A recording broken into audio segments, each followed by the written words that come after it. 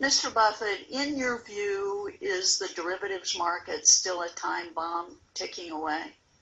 I would say so. Thank you. Appearing before us, Mr. Buffett, I'm going to take advantage of your being here by asking you about derivatives and your views of them.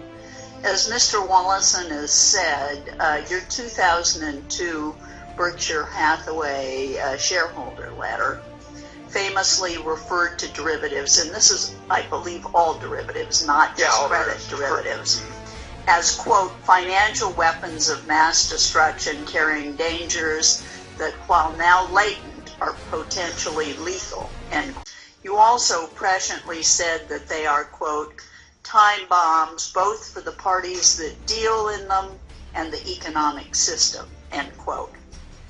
And more recently, in your 2008 shareholder letter, you said that Bear Stearns' collapse demonstrated the time bomb of counterparty risk that you had earlier described. And I would ask that these two shareholder letters be placed in the record. They will be. I would like you to describe your view of the role that derivatives has played in the current financial crisis.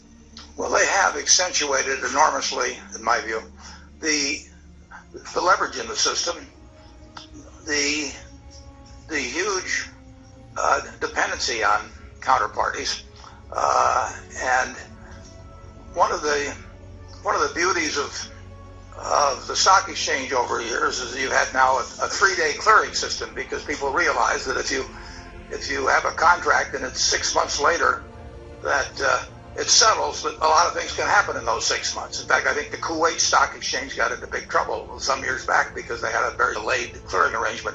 And derivatives are contracts with sometimes unbelievably long settlement periods. At January, we inherited 23,000 derivative contracts. I could have hired the 50 smartest PhDs out of MIT to prepare some kind of report that would tell me the risk I was bearing, and I wouldn't have gotten the answer. I mean, it was impossible to get your mind around that. We had 900 counterparties. I couldn't pronounce the names of a couple of hundred of them. I mean, they were foreign institutions I never heard of. And in effect, the integrity of our balance sheet at January was dependent upon all of these people behaving at times in the future which strung out to almost 100 years in a few cases. So the only answer was to get out of the business. I couldn't design a system that would enable me to know what the hell was going on. So if that was my problem with 23,000 of them, I've read about vastly greater numbers that existed at Bear Stearns or at Lehman and something. I just think institutions can get out of control, and I don't think that's a good thing for the system, particularly when if they're large enough, if they get out of control, it means that society gets disrupted in a very, very major way.